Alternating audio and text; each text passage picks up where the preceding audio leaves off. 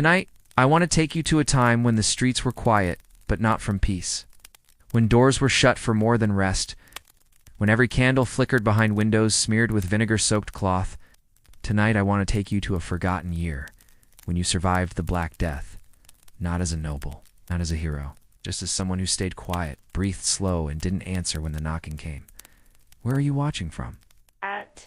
What time is it there? Dim the lights. Put your phone down. Let your breath slow down. Inhale through your nose. Hold it. Let it go. The sound around you fade. Let it all feel far away. Your only job is to remember. You've been here before. You've walked this path. You've watched the mist curl through alleyways where names no longer matter. Just listen now. There's nothing you need to do. Just follow the lantern. You are standing by the door, but you haven't opened it yet. The latch is cold. The wood is damp. Out. The street is quiet, but something's moving beyond the fog. You can hear wheels. Slow, deliberate, wooden. They groan with every rotation. There is no horse, no driver's voice. Just the creaking of weight carried down the cobblestones. You know not to look. Your breath catches in your throat. You don't move, not even your hand. You feel the smooth edge of the iron key in your palm, but you won't use it yet. Not tonight. Your body has learned this stillness. Learn that movement draws attention. Learn that surviving sometimes means becoming part of the wall. Behind you, the fire has gone out. Not from wind, but from forgetting. You haven't lit it in 3 days. The last of the kindling is too wet. You keep the shutters closed. The windows are smeared with ash and oil. You did it slowly, methodically, as the neighbor once showed you, before her voice stopped calling her son in from the back garden. The floor beneath you creaks, but not because of you. You wait again, count to 5, then count to 5 again. You know the pattern by now. Where every board gives, where every nail breathes. You know how to walk in silence, even when you're afraid, especially when you're afraid. You touch your wrist. The linen is still wrapped tight. 3 layers. Boiled in wine, dried in smoke. You think it helps? Or maybe it just gives your hand something to do. There's no smell anymore. You've stopped noticing. The world has smelled like vinegar, mold, and candle wax for weeks. Your body holds that scent now, even in sleep. You haven't dreamed in a while. You move toward the corner of the room slowly, just once, just to check. A crack between the boards lets in a sliver of silver. Moonlight, maybe, maybe not. Something moves outside again, but it's not the cart this time. Lighter. Closer. You know the rhythm. You've heard it before. Child's feet, running bare. Too light to be safe.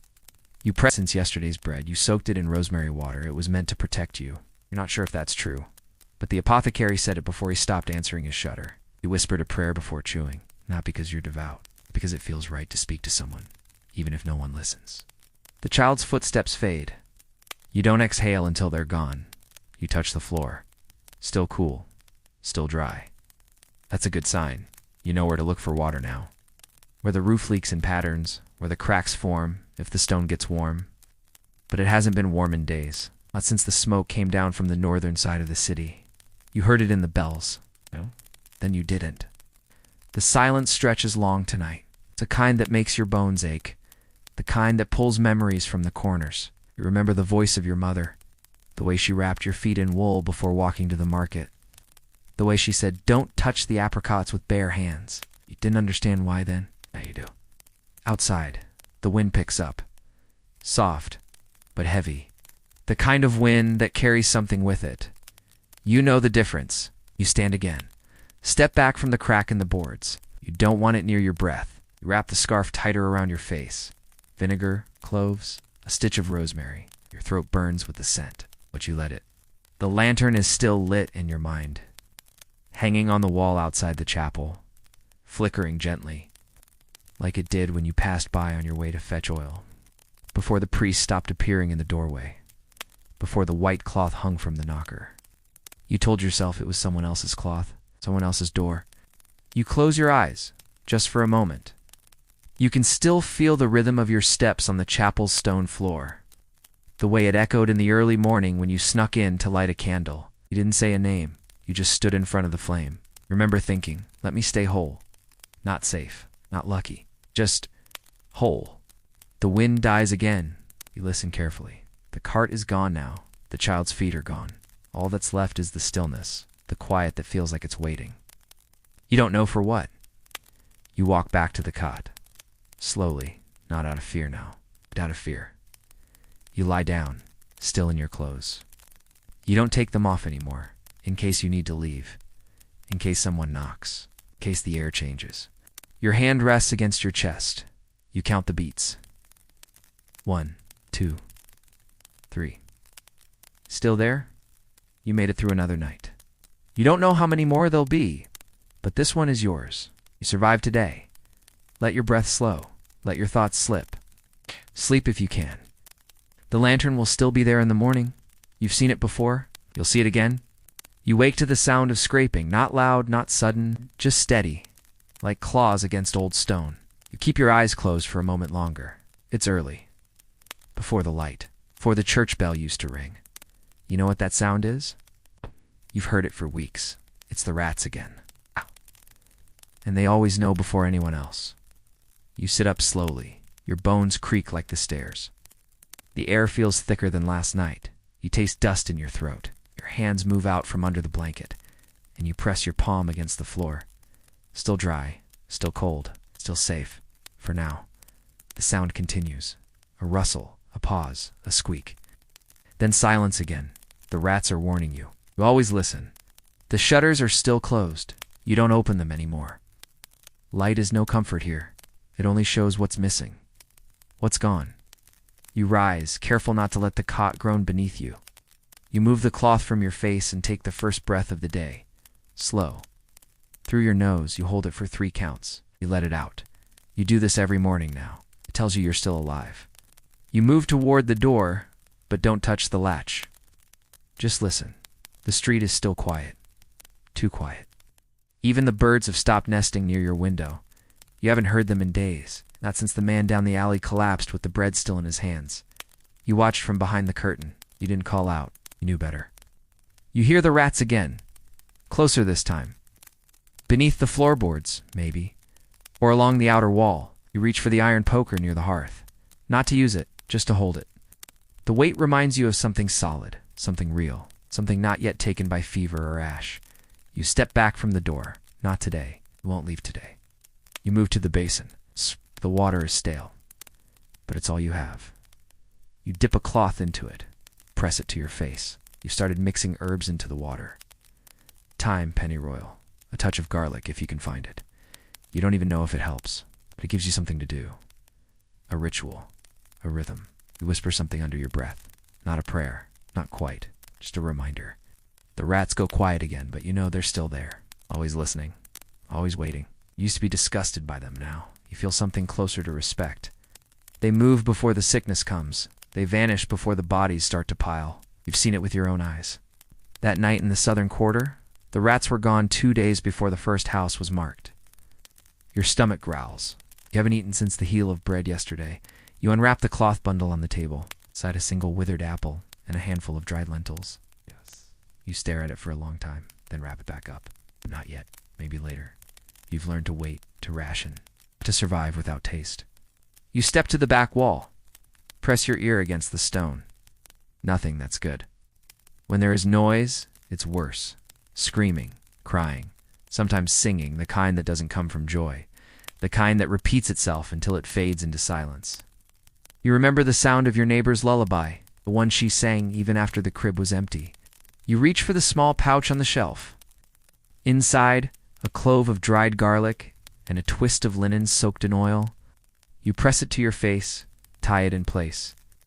The scent is sharp, medicinal, but comforting. You tie the extra cloth around your wrists again, layer after layer, like armor, like prayer, like memory. You move toward the window. You don't open it. Just lift the edge of the cloth enough to see out. The alley is empty. The fog is low. The cobblestones are wet, but not with rain. You count the doors. 1, 2, 3. The 4th has the mark now. Fresh chalk. A red X. That house was safe yesterday. You step back. The rats are still quiet, still hidden. You sit on the floor, knees pulled to your chest. You listen to the silent stretch. You breathe through cloth and memory. You let your thoughts drift. just for a moment, to the days before this. Before the carts, before the smoke, before every breath became something you had to fight for. You don't cry anymore. That stopped weeks ago. Now you just wait. You watch, you listen, like the rats, like the wind. That's how you've survived this long. Not with strength, not with knowledge, but with silence, with patience. With ears pressed to the ground and eyes that never open wide, you hear them again. The scraping returns. But it's not fear you feel, it's warning. Oh. It's the sound of something coming. You're still listening. You remember the last time you heard the knock.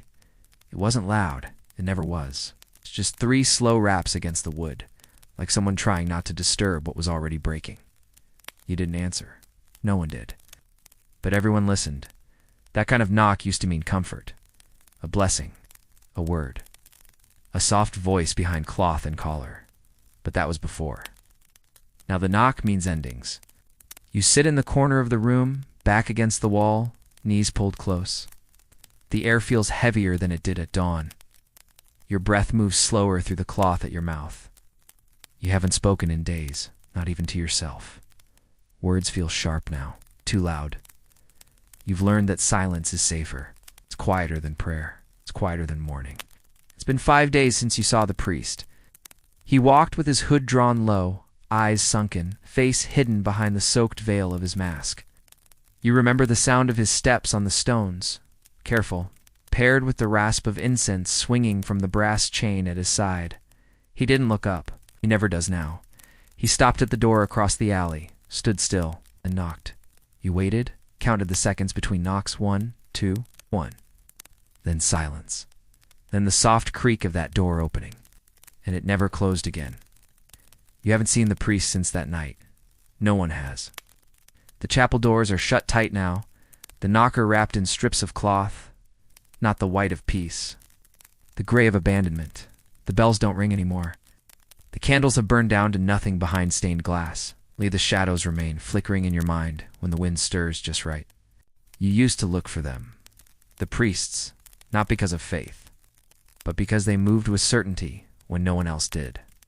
They wore their masks of bird and bone. They carried books and bottles, hands gloved, steps slow. You watched them lean over the dying and whisper soft things into ears that could no longer hear. You watched them close, eyes that would never open again. But now, even they have vanished. You press your forehead to your knees. The room is quiet, but your ears still ring with imagined sounds. Footsteps, breathing, that soft knock against wood. You wonder if it'll come to your door, if you'll hear it again, and what you'll do if it does. You don't want the knock anymore. You'd rather be forgotten. There is a scrap of parchment near the hearth, left there days ago, maybe weeks. You don't touch it. You already know what it says. A list of names, a warning, a prayer, or all 3 at once. The ink is faded. It's the letters slant forward like someone was rushing, as if they couldn't bear to write it fully. You stare at it like it's a map to somewhere you'll never go. You think of the priest who baptized you, the smell of the oil, the cold stone beneath your feet, your mother's hand on your back. You wonder if he's still alive. If he ever made it beyond the southern wall. You wonder if he, too, stopped knocking when the names stopped answering. Outside, a dog barks once, then twice, then nothing. Even they are quieter now. The animals feel it, too. You watched the cats flee the alley days ago. The birds have stopped nesting. The world feels paused, like someone holding their breath beneath water, afraid to rise. You move to the door again, not to open it. It's just to place your hand against the wood. It's warmer than the wall. You wonder if someone passed by in the night, if a hand rested here while you slept, if someone considered knocking and changed their mind. You think of what the knock used to mean. Then you let it go. You won't wait for it anymore. You won't open that door. The priests have stopped knocking, but your heart is still beating. That will be enough. You step away, let the room fall back into stillness, and you sit and you breathe. You wait for nothing at all. There was a time when you watched the street from the window, when the glass still showed shapes instead of shadows. You used to press your fingertips to the pane, trace the outlines of lanterns, baskets, boots left at doorsteps. The world beyond the curtain moved in patterns, predictable, safe. But now, the glass feels different. It reflects more than it reveals. And you've learned not to look too long. You sit just beneath the sill, the curtain drawn. The light filters in soft and gray, heavy with dust. It's barely enough to read by. You aren't reading, you're listening. The window has become something else now. Space where voices pass, but never stay. You can hear them sometimes. Low murmurs in a language made of fear. Names spoken once, then not again. There's a stain on the glass. You used to try wiping it clean. Now you leave it. It's safer that way. Looking through a blur softens the edges. You don't want to see clearly anymore. The world outside has changed its shape. Doors don't open. Smoke clings to corners. Cloth hangs from shutters, like drying leaves. And always, there is the silence. You remember the first time you saw the red mark? It was across the square, 3 houses down. Fresh chalk, bright against the stone. You thought it was a mistake? You waited for someone to come and wash it away. No one did. The window above it stayed shut for 2 days. On the third, it opened, and a hand dropped something wrapped in cloth. You looked away after that. The next time it happened, you didn't watch. The windows lie now. They offer glimpses that take more than they give. A flicker of candlelight becomes a warning. A shadow behind linen becomes a farewell. You've seen people wave from windows once. Just once. Then never again. Oh, learn that not every movement is an invitation or goodbyes. You touch the edge of the curtain, but don't pull it back. Just rest your hand there. The fabric is worn thin from the oils of your fingers. It used to be blue, and now it's colorless, like everything else in this quiet little house. Count the breath in your chest. 1, 2, 3, 4. Still steady. Still slow. Through.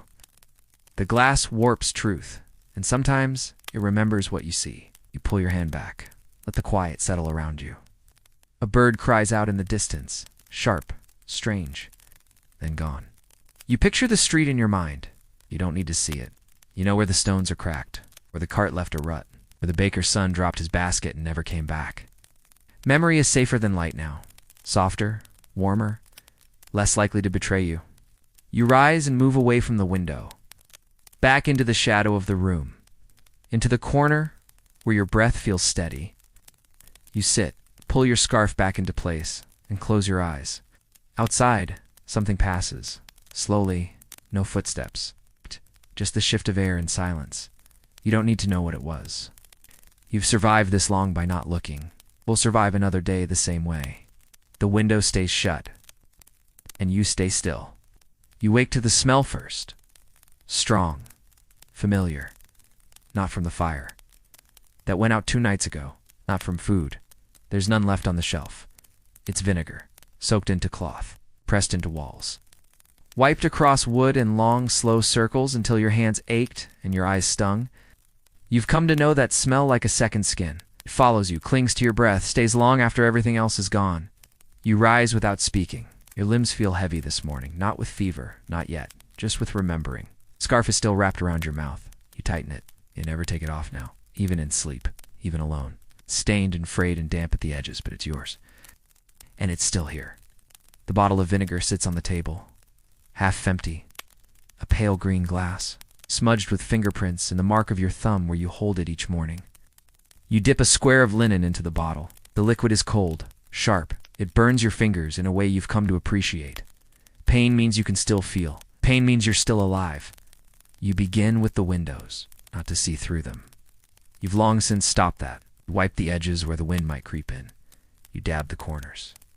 You seal them with the cloth the old woman gave you before her shutters closed for good. You don't say her name.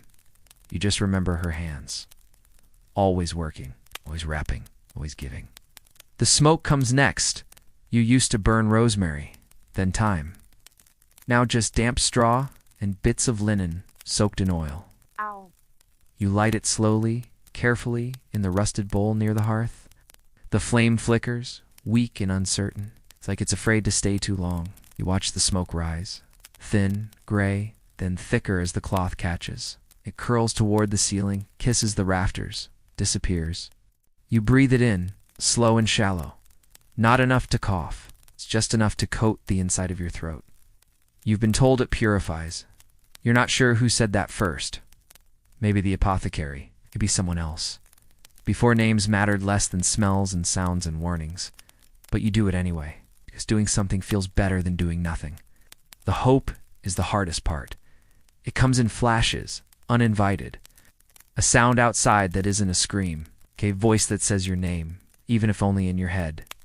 The way the light lands on the floor in the exact shape of a door you used to walk through. You try not to hold it. Hope is sharp. It cuts deeper than grief. You move to the door, touch the latch, just once. Cool metal, smooth from years of use. You don't open it, but your fingers linger there. You imagine what it would feel like to pull it wide, to let the morning in, to smell something besides vinegar and smoke, to hear the sound of footsteps that don't mean goodbye. But you don't open it. You turn away. Return to the center of the room where the smoke still swirls, low and gentle, like a lullaby forgotten in the throat. You sit down slowly. Wrap your arms around your knees. The cloth at your wrist is damp now. You press it to your face. The vinegar stings your eyes. You let it. You remember the stories? People hanging herbs from their necks, swallowing bitter draughts by candlelight, marking their doors with symbols, thinking magic would stop what medicine couldn't. You used to laugh at them, quietly, but now you hang the same herbs, burn the same smoke, whisper to the same empty walls. Because it's not about belief, it's about staying still. Breathing through cloth, trusting your hands to keep wiping, trusting the smoke to linger, trusting the vinegar to stay strong. You don't know if it's working, but you're still here. That's all the proof you need. You haven't seen his face in 14 days. You counted once, by the wax strips on your shelf. Each night you'd light the stub of a candle, just long enough to mark the silence. Just long enough to remember. The apothecary's shutters are still there, still latched with the iron hook he forged himself. But the door has not opened since the wind shifted. You used to visit him in the early hours, just after dawn, before the streets filled with whispers. He'd nod, never speak first, and hand you a jar of something thick and dark. Wormwood honey, vinegar tincture. Something you couldn't name but always accepted. He wore gloves before anyone else did. Tied cloth around his face when others laughed. He knew. Long before you did, he knew. You press your back against the wall nearest his shop. Hey, it's just across the alley. You can see the curve of the wooden awning, the slanted line where the roof always dripped after rain. His sign still swings in the breeze. Faded ink, carved letters, mortar and pestle painted in deep green. Oh, you remember the first time you stepped through his door? It smelled of rosemary and ash. Warm, cluttered, safe. He never smiled, but he never turned you away, not even when the lines grew long and the whispers turned sharp. He worked until his hands shook, until the bottles ran dry, till the bell above the door rang one final time, and then stopped. You waited for days, listening, watching, hoping he would appear again, his mask tied tight, his fingers stained with roots and hope. But it was a boy who came instead, no older than 10, red around the eyes, holding a bundle in linen, quiet, trembling. He hung it on the door, then left, and the door never opened again. You don't know his name, not fully. He never offered it, just said, "Take only what you need." He whispered thank you each time, even when he was already turning away. There's a tin bowl still resting by his threshold, empty now, but once filled with herbs soaked in oil placed there for the desperate. You placed a coin in it once, he didn't take it. You close your eyes and see the rows of glass jars lining his shelves. The way he would measure everything twice. The way he moved, slow, deliberate, careful, like the world could be balanced if his hands were steady enough. You wonder if he was alone when he closed the door. You wonder if he looked out the window, just once to see if anyone would knock. But no one knocked. Not even you. Still you don't. Because you know that door will never open again. The shutters might stay closed, but the silence behind them is louder now. You feel it in your chest. A tightness, a knowing. Like something has been taken that you didn't even realize you needed. You reach into the folds of your coat. Pull out the last pouch he gave you, wrapped in waxed cloth, tied with twine. You haven't opened it yet. It feels like a thread, something to hold on to. You press it to your palm. It smells faintly of fennel and dried mint. The apothecary knew what would last. You tuck it back against your chest, safe, and sit facing his door, not waiting, not hoping. Just remembering the man who measured life by the drop, who closed his own door. and never once asked you to open yours. You don't remember when you began doing it. It's just that one morning your fingers trembled, and the smell of oil on your skin made your stomach turn. You reached for the cloth without thinking, tore it slow, dipped it in what was left of the vinegar. You didn't speak. You didn't cry. You just wrapped your hands once. Then again, now you do it every day.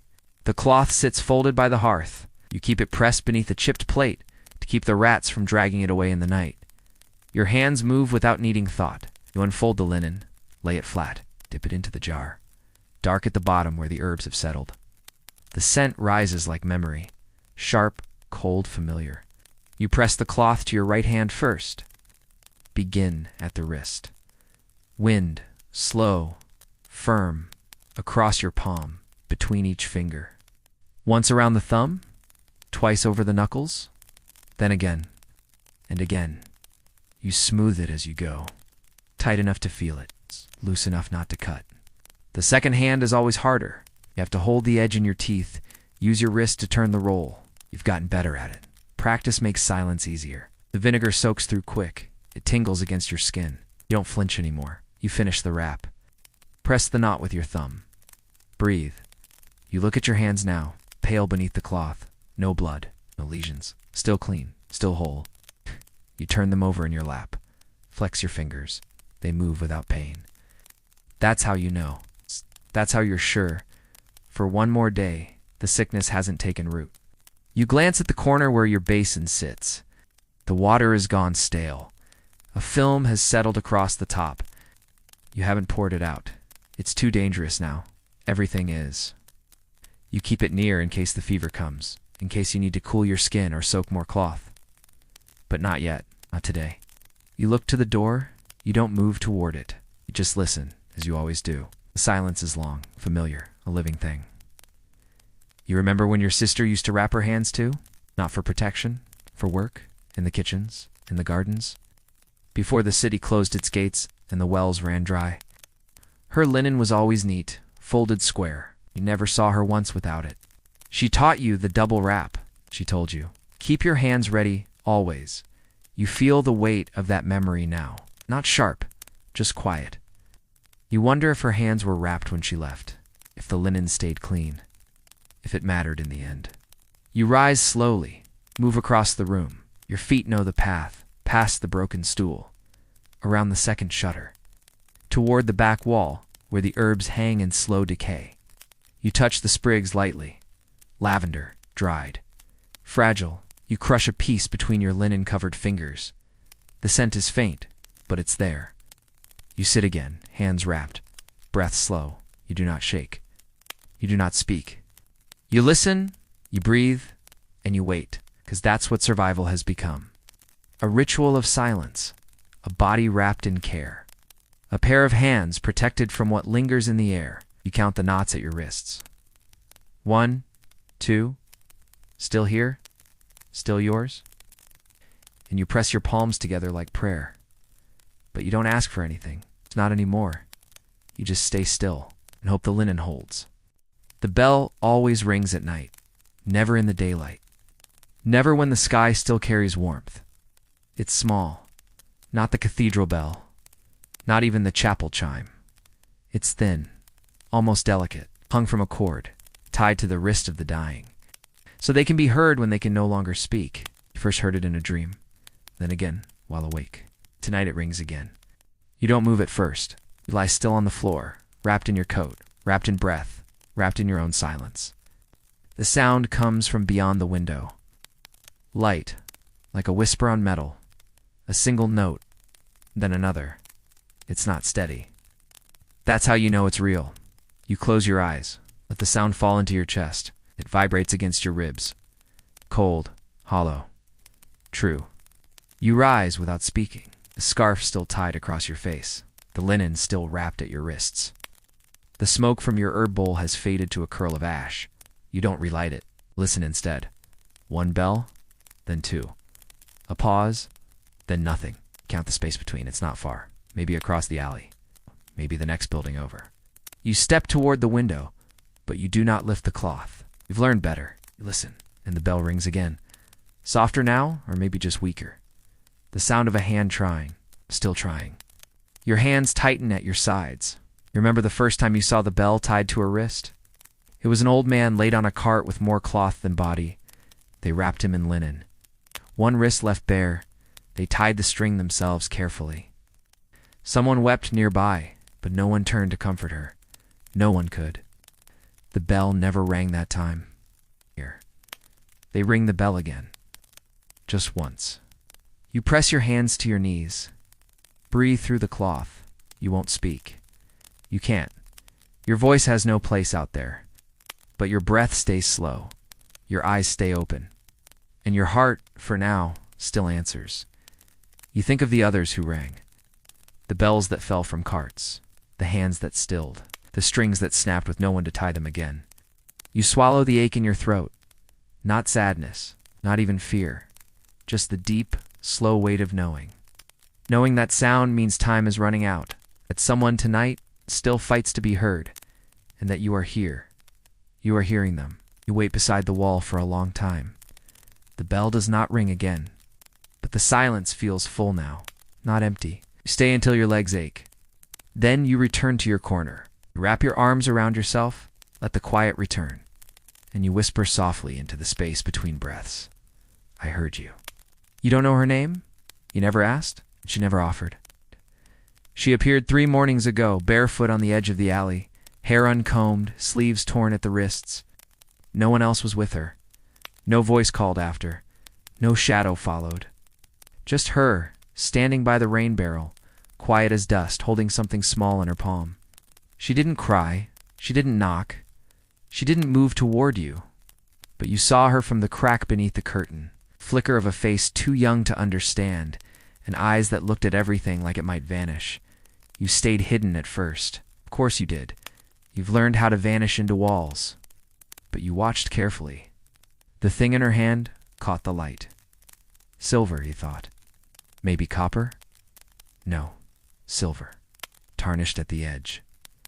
A button, round and thick and old. She held it tight like it meant something. Maybe it did. Maybe it was all she had. You couldn't stop looking at her fingers.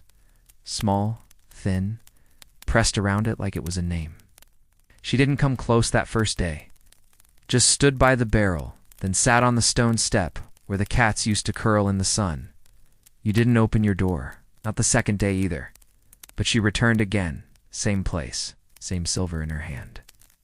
And something in her presence began to change the air around you.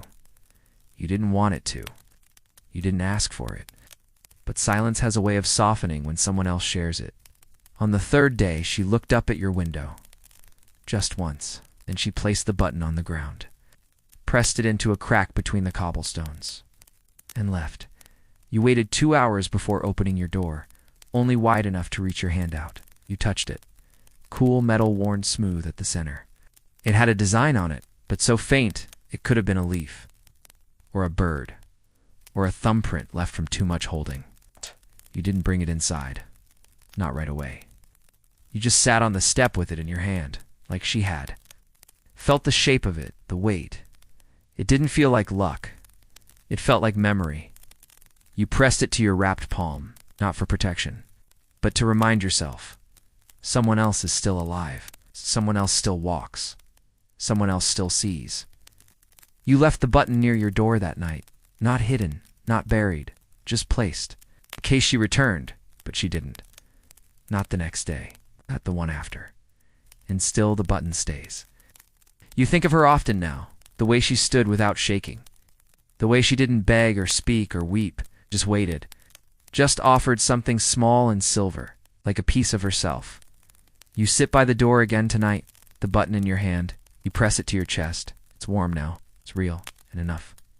You close your eyes and breathe and whisper, I remember. She used to hum when she swept the stones. A low, tuneless sound, barely louder than the broom bristles brushing the morning dust. You'd hear it before you saw her, presence more than a voice. Her hands were always red with work, thick-fingered and strong, arms bare even in winter. She wore a scarf, but never for modesty, just to keep the salt from her throat. The butcher's wife was not a gentle woman, but she had a rhythm, and in a world unraveling, Rhythm can feel like mercy. She lived 2 doors down. You never spoke much. Just a nod when she passed with the bucket, a glance through her steam-fogged window when she boiled bones. But you watched her. Everyone did, or something in the way she moved, unafraid or pretending not to be. And when the worst began, she was the last to close her door. It wasn't until the 4th week that the whisper started. She had not been marked. Her door was clean.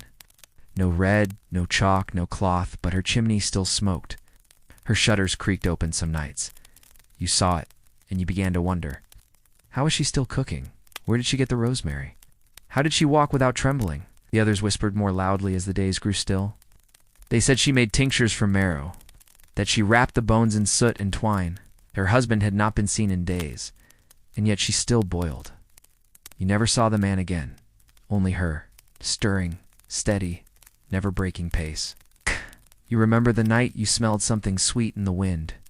Not vinegar, not ash, did something softer, faint, familiar.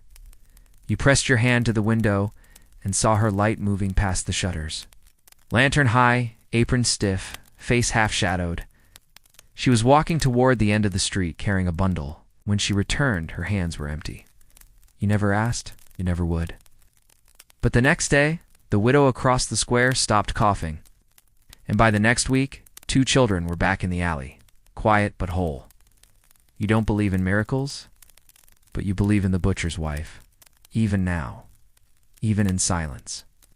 You keep her secret like it's your own, because you saw her once with her hand against a fevered door, whispering something that wasn't prayer, because her scarf hangs now on your wall, the one she left for you without knocking, because you still boil water the way she showed you, with rosemary first, then salt. Because she didn't just survive, she carried others. It had a design on it, but so faint it could have been a leaf, or a bird, or a thumbprint left from too much holding. You didn't bring it inside, not right away. You just sat on the step with it in your hand, like she had. Felt the shape of it, the weight.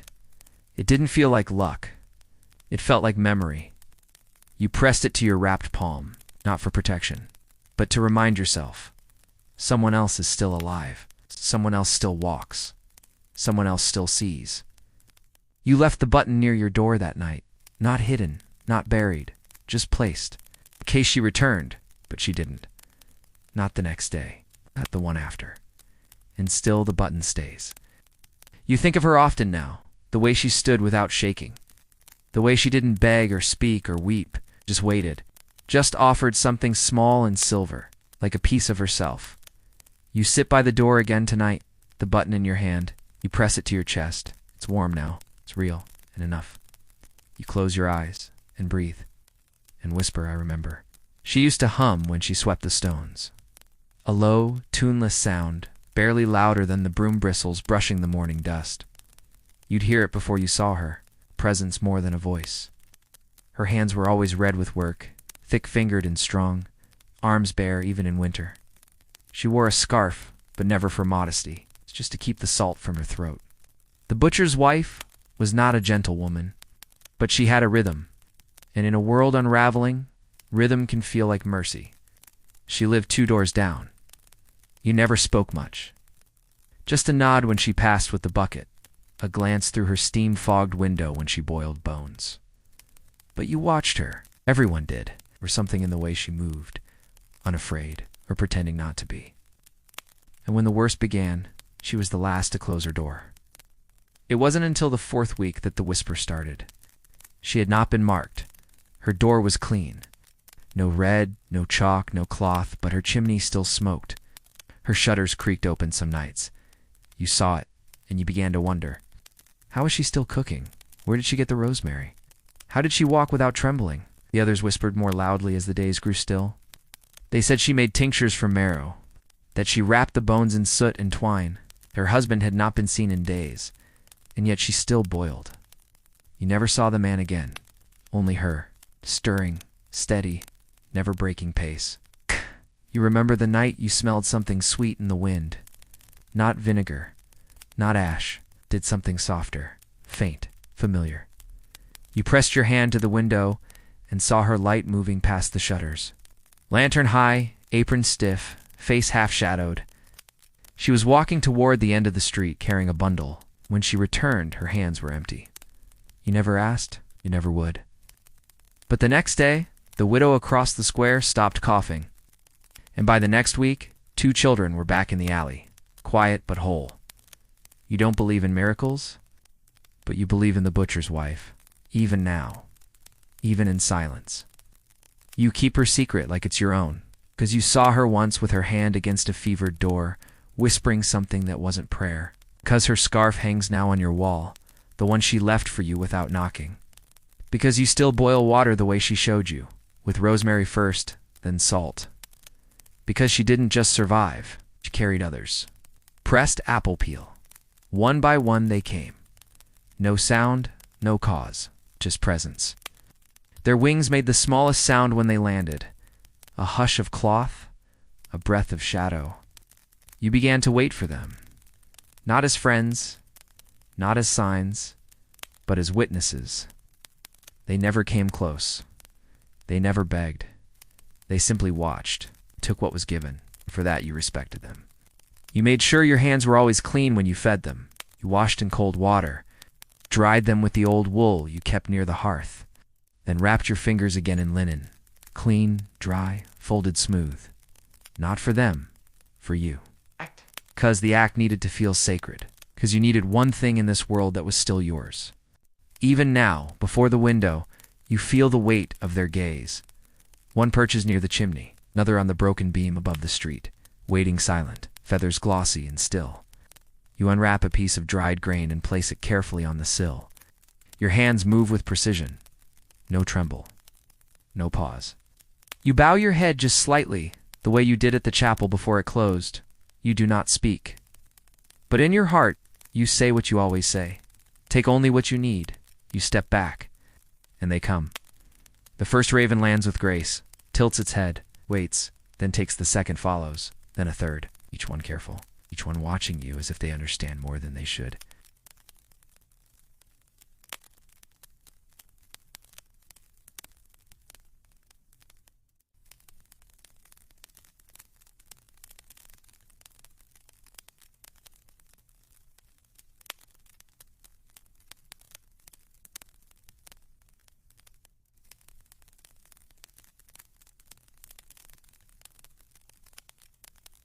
Your quiet offering. And if one day, years from now, a raven lands before someone else and waits, because it remembers the scent of rosemary and stillness, and the sound of breath behind a shuttered window, you step back into your room, leave the sill open a moment longer, then close it with care. Today you fed the ravens, and they did not forget. Neither will you. You heard it long before you saw it. The wheels always groaned like old bones, dragging through the stones with a weight no hands could carry. One wheel had a catch in it, a clack that struck every few steps, sharp enough to echo. It moved slow. It's not because of care, but because of what it carried. You didn't breathe when it passed, not once. The cart always came just before dusk, never early, never late. Just when the last of the day's light stretched thin across the windows. You would sit near the door, back straight, hands folded, linen tight around your wrists. You wouldn't look. You'd already learned that looking invited memory too heavy to carry. But you'd listen. Every time. That night it turned down your street. You felt it first in the quiet. The way the air shifted. The way the birds stilled. Then the sound came. Wooden wheels over uneven stone. Slow. Heavy. That familiar catch of splintered wood hitting the same broken stone with each rotation. You closed your eyes and counted 1, 2, 3. It came closer. There were no voices, no cries. Just the creak of rope and the thud of something. Resting atop something else, you imagined the shape of it, the cloth pulled over faces, tied with twine, damp with oil and sweat and silence. You imagined the man who pulled the cart, if there was still a man, or if the cart moved now only by habit, like a ghost of duty repeating itself. When it reached your door, clack stopped. Just for a moment, long enough for your breath to catch. In your throat, long enough for your heartbeat to pause. You didn't move. You didn't speak. You waited. There was a shuffle, a shift of weight, pause, and then the cart moved again, clack, clack, clack, clack, until the sound faded into the far curve of the alley. You didn't open your door. You didn't check what had been taken or what had been left.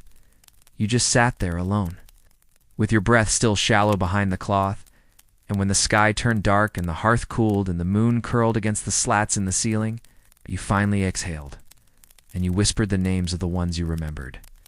One by one, so cart would not carry them all away, so something would stay, so someone would know that your door had not opened. Not this time, not yet. You survived that night, quiet, still, upright, listening. The cart moved on, and you. It wasn't a decision, not really. More like instinct, shaped by too many days of stillness and the smell of rot clinging to walls that wouldn't forget. You woke before the sky changed, before the raven stirred, before even the wind dared move. Something inside you had already chosen. You would burn it, all of it, everything that had touched them, everything that remembered. You rose without sound. The coals in the hearth had gone cold, but the bowl of dried straw still waited. You didn't speak. You didn't light a candle. You worked by the feeling of your hands alone, every cloth, every scrap. Every corner of fabric that had brushed against a cough, a fevered touch, a breath that had lingered too long. You placed them in the basin, one by one. Like offerings, the linen from your sister's shawl, the scarf she left behind when she went to the church for medicine. You hadn't worn it since, but you had kept it, folded and hidden beneath the cot, as if one day she would return and reach for it again. Now it lay on top of the pile, soft, frayed, holding the shape of hands you hadn't touched in weeks. You didn't cry? Not now. You lit the straw. The flame caught slow, almost uncertain. Then it grew, reaching upward like it knew what you needed. You didn't look away as the cloth curled and blackened. You didn't flinch when the smoke touched your throat. You leaned into it. Let the heat sting your eyes. Let the light chase shadows from the corners of the room. The scent was sharp. Not sweet. Not clean. But it felt finished. When it was done, you didn't move. You sat by the ashes. Fingers blackened. Breath thick with the ghost of smoke. Something inside you settled. Not peace, but something near it. You scraped the remnants into the iron pan. Poured salt over them, the way the butcher's wife had shown you. Then carried them out back and scattered them. Beneath the stone, you marked the place with a small piece of bone. Not from anyone you knew. Just something you found weeks ago on the edge. Of the alley, you didn't say a prayer. You whispered only this: "You will not follow me." And then you walked back inside. The walls felt lighter, the floor less loud, beneath your feet, the quiet less suffocating. You took the scarf from your own throat, washed it, hung it in the window, not wide, just a slip of cloth catching the first gray light. A sign, perhaps, or a surrender. You didn't need everything, you only needed breath, fire, ash, and memory, and the will to walk forward anyway. Even through the smoke, even through the silence, you had chosen something, and that choice had carried you into another day. You sleep better that night, not easily, but fully. And when you wake, the window still holds the faint scent of ash, but your hands are clean. It's still there. It's down the second lane, past the tilted well and the ivy-covered wall where nothing grows anymore. The door with the chalk mark. Pass it sometimes in memory, even when your feet don't leave the house. You know the shape of it by heart, warped oak, iron handle, chipped frame from too many storms. But it's the mark that stays with you, not red like the others, not black like soot, white, pale as breath on glass. You saw it first on a morning that smelled of wet stone and boiled onions. The street was quiet but not abandoned. A soft stillness, like everyone inside was holding their breath at the same time. And there it was, the door with the white chalk line drawn straight across it, and not an X, not a warning. Just a line, horizontal, final, unmoving. You paused when you saw it, not because of fear, because of something. Colder recognition. You knew what it meant. Even before anyone explained, someone inside had been marked not as sick but as chosen. The ones who had agreed to stay, to not open, to not let out or in. A pact made in silence. You'd heard whispers, of course. Of families who sealed themselves in, of those who took food and oil and water and then closed their doors with finality, who marked themselves with chalk to say, "Do not knock, do not call." We are no longer part of the world outside. You remember standing there? Staring at the line, you could still hear something inside. Movement, breathing, maybe. Even humming. It wasn't death. Not yet. It was a decision, and you understood it. You crossed the street, never got closer, never touched the wall, never saw who lived. There, you just watched the chalk fade, bit by bit, rain by rain, until only the memory of it remained. Now, when your dreams return to the street, they always pause there at that door. With that line, you wonder what became of them. If they kept their promise, if they outlived the fever, or if they chose silence even when the winds changed. You sometimes imagine opening that door, stepping across that boundary, finding the room empty, air thick, floor swept clean. Table set for no one. You never open it fully in your mind, just a crack, just enough to see. The light fall on dust, and then you wake up, back in your room, wrapped in cloth, alive still. Outside that door, still one of the ones who walks past, not across. Not yet. Maybe never. You sit near your own door and trace a line with your finger in the ash, a soft horizontal mark. Not real, not chalk, just memory, just thought. You wipe it away before the light fades and whisper, "Not yet, you." Kept it longer than you should have. Folded 3 times, edges worn soft from touch. The ink had faded, smudged where your thumb traced the last line again and again. But still you kept it. Tucked behind the beam above your cot, where the wind couldn't reach it, where memory could. Stay hidden, till tonight. You light the stub of the candle slowly. Its flame is faint, flickering against the soot-stained walls. The room holds stillness like breath now, and in that stillness, you pull the letter from its place. Your hands don't shake. You thought they might, but they don't. They move with care, like a final act. You don't read the letter, not this. Time. You already know every word. Every loop of your mother's hand. Every uneven line from where the page soaked rain on its journey to your door. You remember the scent of it. The first time you held it, a trace of rosemary, a softness that didn't match the world outside. She wrote from the hills, where the air was supposed to be cleaner, where the sickness hadn't yet reached. She wrote of the orchard, of the bread rising, of your cousins singing in the early light. That was 2 months ago. You never received another. You let the wax drip into the dish. Let the heat rise steady. And then you bring the corner of the paper to the flame. It catches fast. Faster than you expected. The fire blooms orange, then gold, then black. You watch it curl. You don't move. Don't blink. Just breathe slow and deep through the cloth at your face. It smells like old herbs, like dust, like the end of something you never wanted to hold too long. You let it fall into the bowl. Let the last edges crumble into ash. No words spoken, none needed. You sit back, arms resting at your sides. You feel the weight leave your chest. Not all at once, but enough. Like loosening a thread that's pulled too tight. You're not sad. Not exactly. Grief has already been lived. In quiet ways. In cold mornings. In unopened shutters. In prayers. Not spoken, but felt. You whisper nothing. You simply close your eyes and remember her voice. The way it used to carry. Through the trees. The way it wrapped around your name, like warmth. You promise not to forget. Not the sound of her. Not the orchard. Not the bread. You press your palm to the floor.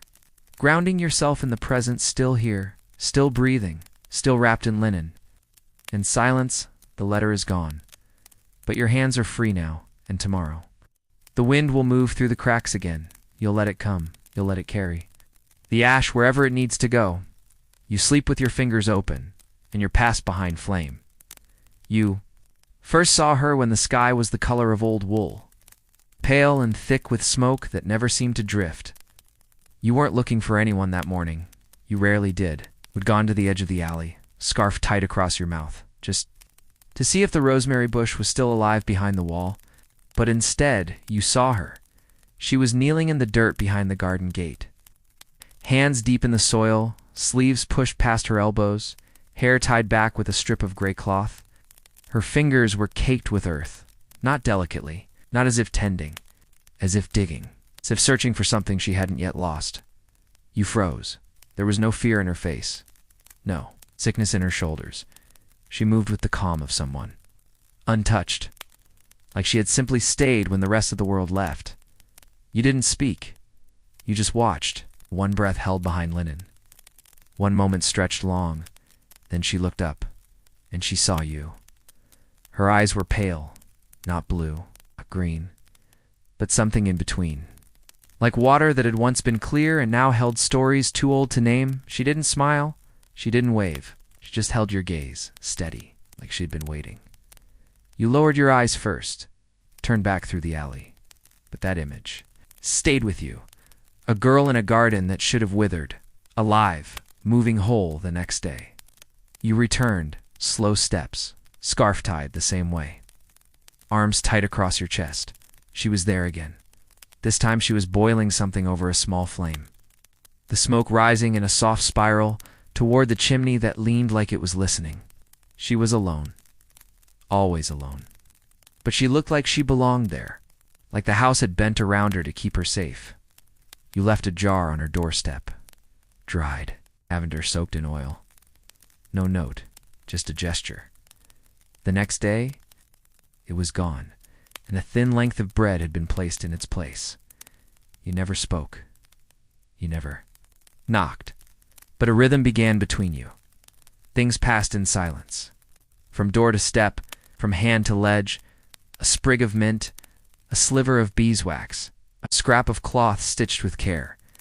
You began to believe she had always lived there, that the sickness had simply passed her by, or that it had tried to touch her once, and failed. Some days you wondered if she was real, if she was memory, or mercy, or something older. You never saw her leave. The garden never saw her walk the streets, but the steam always rose from her chimney, and the dirt beneath her nails never faded. You sit now in your own room, fingers stained with the rosemary she left by your window, and you breathe. Long, slow, full. The girl in the garden didn't die. And somehow, that is enough to believe just for tonight. That life still presses upward through the soil. That hands still plant seeds with hope. That breath still moves in lungs. Untouched by fear, you whisper a thank dash you not to her, to the stillness, to the root, to the dirt that held her. Alive. You saw him on the edge of dusk? The light was thinning, that in-between hour when colors forget themselves and everything turns to gray. He stood where the alley opens near the well, a dark figure wrapped in wool and dust, unmoving. You knew immediately he didn't belong, not because he looked lost, but because he didn't look at all, just stood there, as if waiting for something to rise from the earth itself. His cloak was long, thick, not local. The stitching at the hem held a pattern you'd never seen, tight knots, sea-colored thread dulled by weather. His boots were cracked but clean. His mask, ... There was no mask. Just a face hidden beneath the hood's low draw, his eyes shadowed by travel or silence, or both. You watched from behind the curtain. No one else saw him. The street was still, the air pressed. Close, you should have turned away. You should have done what you've always done, retreat. Wrap yourself tighter, wait for the stillness to pass. But something in you shifted. You stayed, watched him move, slow as smoke, toward the house with the broken door. No one lived there now, not since the fever took, the tailor's sons. But the stranger stepped to it like it was marked for him. You couldn't hear his footsteps, only the sound of his hand brushing the wood. Once. Then again. Right. He was feeling for something only he could find. Then he reached into his coat and drew something out. A cloth bundle, wrapped with twine, speckled from the road. He placed it on. The step turned and walked away. You waited for him to leave the alley completely before you moved. Your heart beat faster than it should have. You could feel it in your throat. You stepped out with care. Scarf in place. Hands tight at your sides. The bundle was still there. You didn't touch it at first, just crouched and stared. The cloth was from the coast. You knew it from the weave thinner. Looser, dyed with madder, root, and salt. Something your uncle once brought back from Marseille before the ports closed. Before the sickness spread like fire through ship and street, you touched it. Finally, lightly, there was warmth inside. A small glass vial. Corked. A sliver of folded paper. A sprig of something bitter rue or wormwood. You took it in without a word. Placed it on the table beneath the shutter. The vial remains unopened. You don't know if it's medicine, or poison, or nothing at all. The paper held no writing, just a symbol, drawn in faded red, a spiral tucked into a square. You've never seen it before, but it feels like it means something. The next day, the bundle was gone. You don't know if you imagined. Him, the cloaked stranger with no mask, from Marseille, or somewhere older. But since he passed, the air feels different, heavier, quieter, like he carried something away with him and maybe left something behind. You keep the vial close, not because you trust it, but because it's proof that someone still walks, that strangers still knock, that not all who arrive come to take, some come to leave, behind a mystery and a reason to keep breathing. You didn't notice their absence at first. The bells had already grown softer in those final weeks, like even their iron voices had begun to tire. They rang slower, lower, as though each chime had to crawl its way up from the depths before it could find air.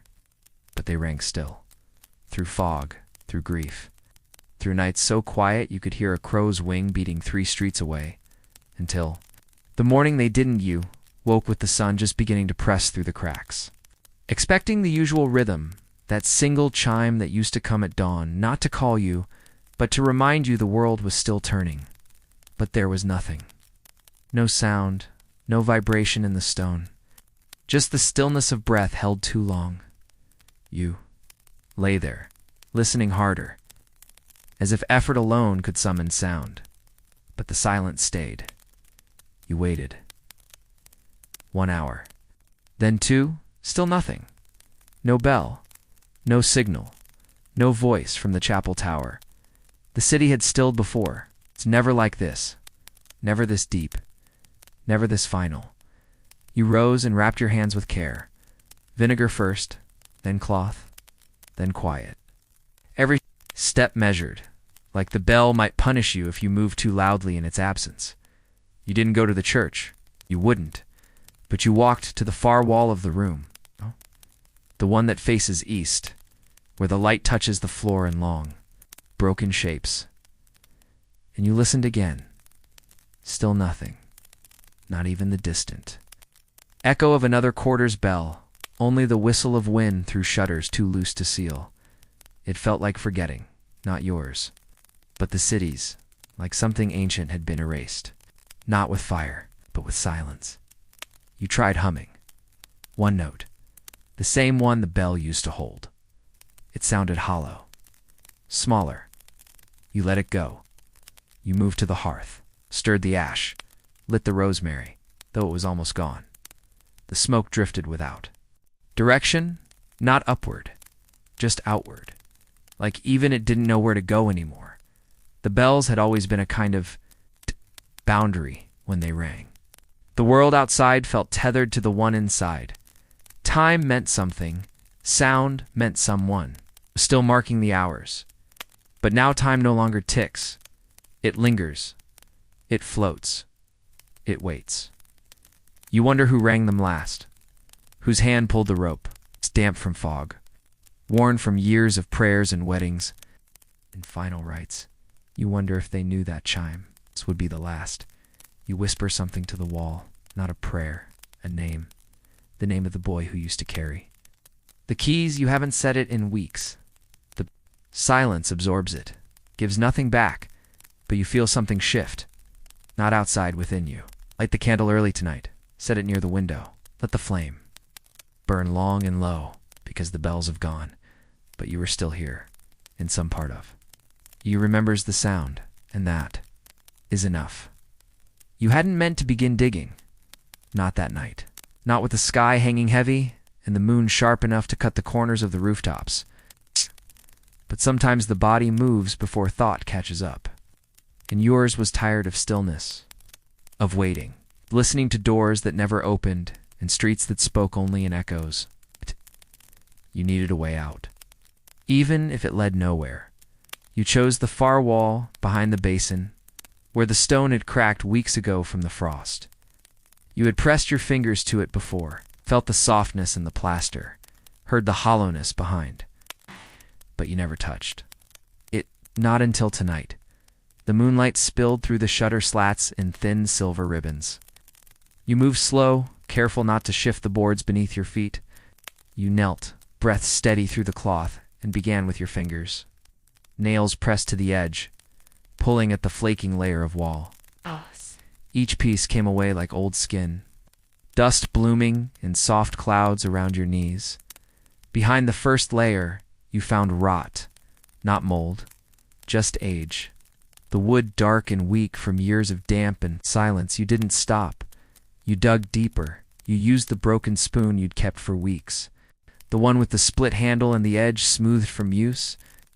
It worked better than you expected. Quiet. Sharp. Faithful. You chipped the wall in small sections. Dust coated your arms. Splinters slid beneath the linen at your wrists. You bled a little, but only when you let yourself notice.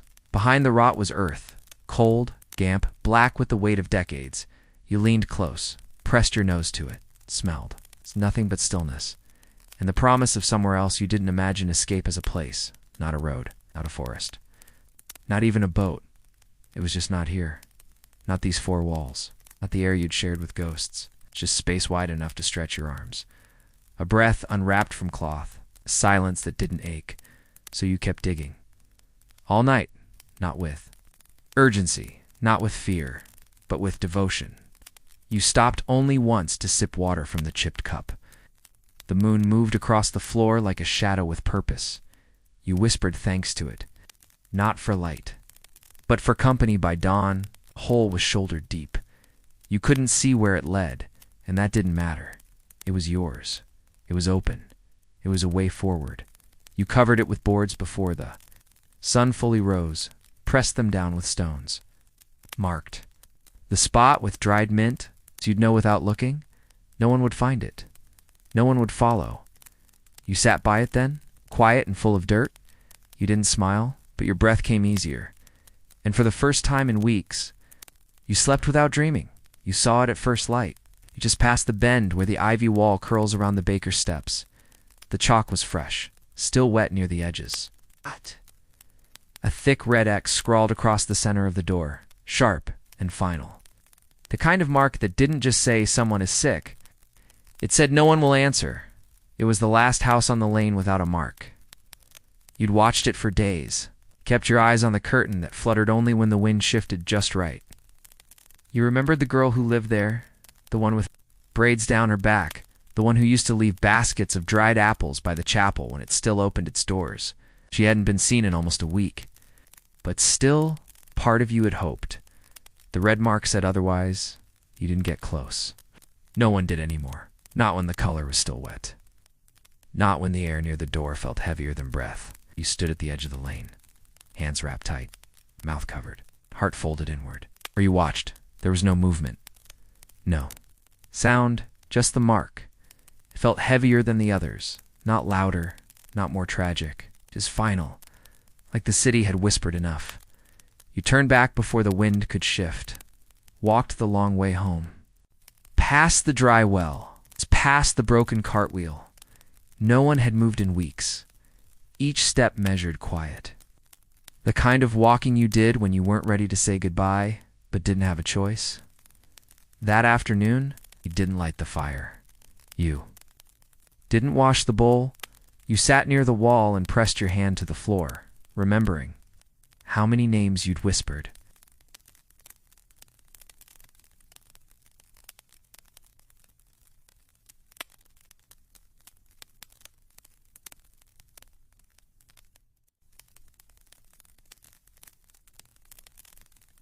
How many windows you'd watched go dark, and now it's the last house, the final one, now marked.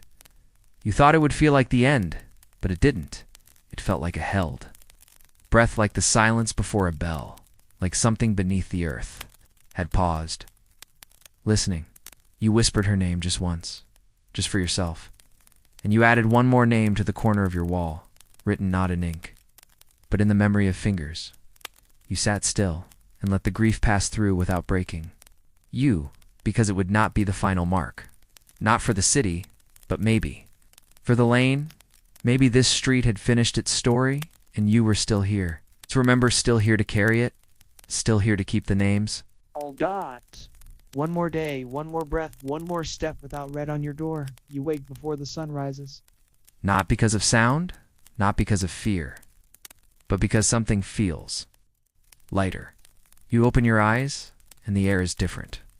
Still cold, still damp, but not heavy. It moves now, just barely, just enough to make the curtain shift near the window, like it's breathing again. You sit up slow, hands pressed to the floor. Is no candle lit, but the darkness is not as full as before. You move to the shutter, not rushing, not hoping, just listening, just sensing. And when you press your fingers to the seam in the wood, you feel it, dryness, a softness in the breeze. Sounds so faint you almost miss it. A bird. Just one? You haven't heard that in weeks. You don't open the window, not yet you. Let your breath steady. Let your eyes adjust. The silence still sits with you, but it's a new kind. Not the silence of absence, but the silence that follows something ending. A silence that lets you rest inside it rather than hide. You rise and unwrap the cloth from your hands. They are raw. The skin dry, lined where the linen used to sit. Clean. Whole. You don't wash yet. You don't light the fire. You just move. To the door, slowly, without touching it. The fog had lingered for so long, thick, low, unmoving like a curtain drawn across the face of the city. But now, it's lifting. You feel it even through the wood. The air no longer presses inward. It drifts softly, like breath let go. You think of the houses that are still, the windows still shuttered, the shutters that may never open again. But something inside you whispers. Today. You take the bowl of ash from beside the hearth, carry it to the window, and crack it open. It's just enough to let the edge of wind slip in. It doesn't sting. It smells like stone and earth, and something older than sorrow. You let the ash fall from the bowl. Let it scatter into the breeze. The flakes rise and vanish. Not mournful, just quiet, just gone. And for the first time, you feel your shoulders loosen. Not fully, not free, but enough. You sit near the sill with the empty bowl in, your lap hands open, breath full. And when the sun rises soft, pale, uncertain it touches the far edge of your wall, you do not look away. You let it find you, like it once did, like it might again, because the fog is lifting, because you are still here, and because something deep, something old remembers. How to bloom in the silence that comes after the end. It comes at night, as it always does. Not like a ghost, not like a dream, just a presence. Soft, patient, woven into the silence between your breaths. You don't know when it first arrived. Maybe it was always there, behind the candle smoke, beneath the floorboards, in the way. Your hands remember motions your mind has forgotten.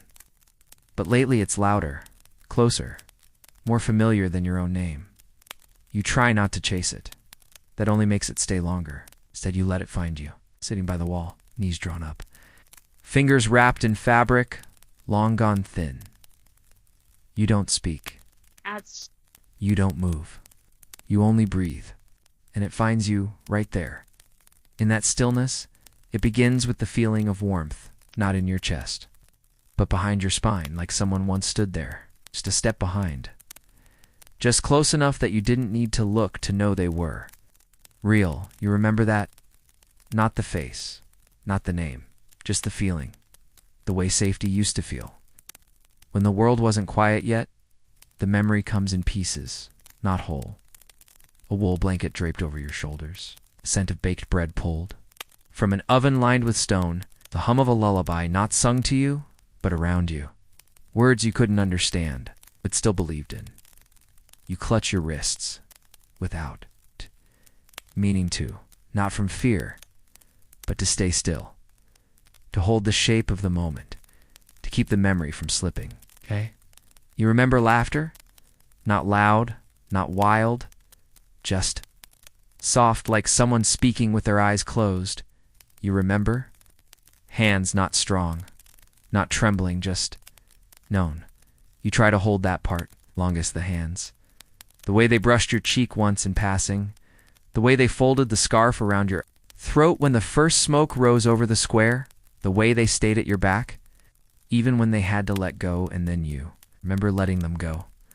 The door they walked through, the steps that faded, the sound of their breath, swallowed by the street. You never saw them again, but they never left you. You feel that now, as if their fingers still guide yours. When you stir the herbs, as if their voice still lingers in the cracks between the wooden beams, as if the very walls remember them. Because you do, the memory won't let you go, and you've stopped trying to send it away, because it is not a wound, it is a shape you carry. It is the way your hands know how to wrap linen in the dark. It is the reason you still boil water, even when you are not sick. It is why you survived. You lean your head back against the stone, exhale. Let the memory wrap itself around you like a shawl too old to wear, too familiar to throw away, and you close your eyes, not to sleep, just to hold them close, just to sigh. Remember, I remember. I remember you found it early, before the sun had cleared the rooftops. The well sat quiet as it always had, near the broken archway where ivy crept over stone like tired hands. You hadn't gone looking for anything, just stepped out for air, just a slow breath beneath the scarf, hoping for silence that didn't feel so full. And there it was, resting on the edge of the stone. Rim and hourglass, small, delicate, out of place. The glass shimmered with the color of morning fog, not clear, not clouded, but something between. Inside, the sand was pale as bone dust, fine and slow. It hadn't finished falling. You watched it in stillness, hands at your sides, breath stilled, in your throat. Whoever had left it there had meant for someone to see it. To notice, you looked around the square. No footprints, no voice, no shadow moving behind shutter or lace, just the hourglass. Ticking without sound. You didn't touch it. Not right away. You stood and watched until the last. Grain fell. It took longer than you thought. Time always does. When it stopped, you leaned in close. There was something scratched into the base, faint, uneven, written with something sharp. 3 words. One line, wait. Then, choose. That was all. You didn't understand at first, but you felt the weight of it. Like a message not meant to be solved, only carried. You picked up the hourglass carefully. It was warm, not from sun, from something else. You wrapped it in a piece of cloth and brought it home. Set it on the shelf above the hearth, next to the old jar of cloves and the dried stem from the butcher's wife, and you waited. The next day, you turned it over, not for time, not for ritual, but to feel it again, the soundless rhythm of something. Moving inside, something still, each grain, a decision, each moment a choice. You never saw who left it. You never asked. But from then on, you turned it over each night, one slow movement, and you listened as the silence grew softer. And when it stopped, you would choose something small too. Open the window to light the fire. to walk to the edge of the alley and see if the ivy still moved. And in those moments, the world felt less locked. You don't know how long you'll keep doing it, or if the hourglass will break. One day from use, but until then, you wait, you choose, and the sand keeps falling. It began with the cloth on the windowsill, a square of muslin, folded twice, pressed with rosemary. No name, no message, no symbol, just presence. You found it at dawn, after a night where the wind had whispered all the way through the cracks in the stone. You hadn't left anything there. Someone had. You didn't speak. You didn't need to. You lifted the cloth, pressed it to your chest, nodded toward the quiet beyond the glass, just in case they were watching. That was the first time. After that, the silence began to hold something else. Not emptiness, but exchange.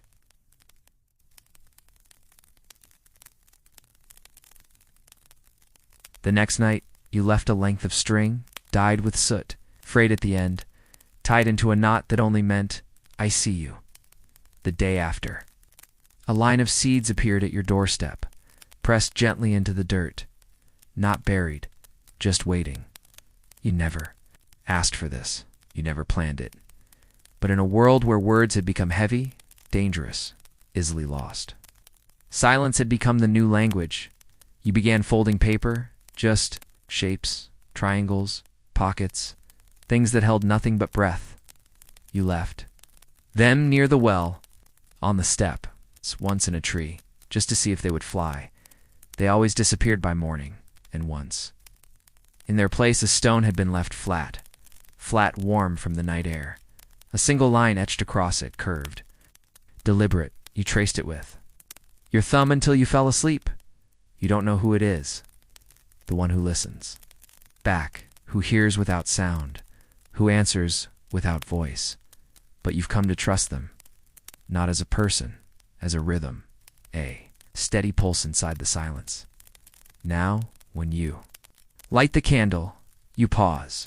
You turn it slightly, so the flame casts a shadow outward, so the light might say, I'm still here. You tie your herbs with extra care, leave the knots loose, so they'll be understood. You press your hand once against the windowsill before closing it. That gesture means, I hope you made it through the night. This is how you speak. Now, with placement, with ritual, with offerings instead of sound, and the city, or what's left of it, seems to understand. Even the wind feels slower near your door, like it's reading you, like it's waiting to respond. You've stopped whispering names aloud.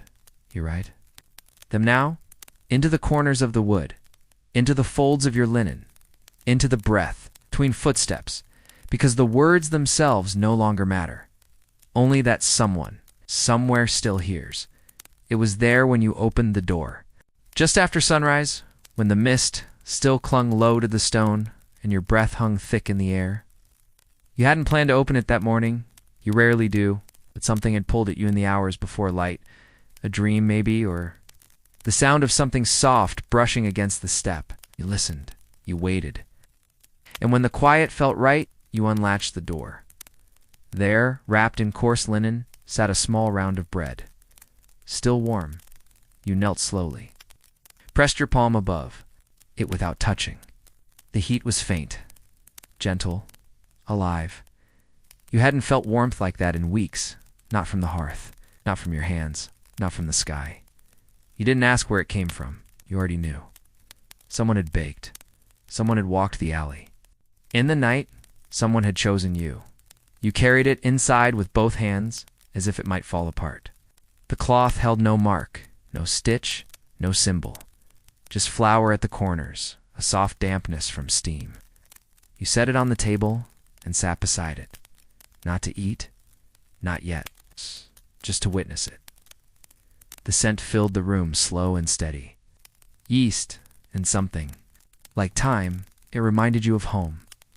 Not a place, but a time. Time before the shuttered doors, before silence grew teeth, before every act of giving felt like a risk. You let it sit until your fingers stopped trembling. Then you broke the edge, not much, just a tear. Steam rose in a thin thread. You didn't weep, but your breath caught in your chest, and your eyes stung from something that wasn't the herb smoke. You hadn't realized how long it had. It's been since you'd eaten something made by another hand. You sat in stillness. Let the first bite sit on your tongue before swallowing. You chewed slow, carefully like. The taste might vanish if you moved too quickly. It didn't. It stayed, and the warmth from it crept.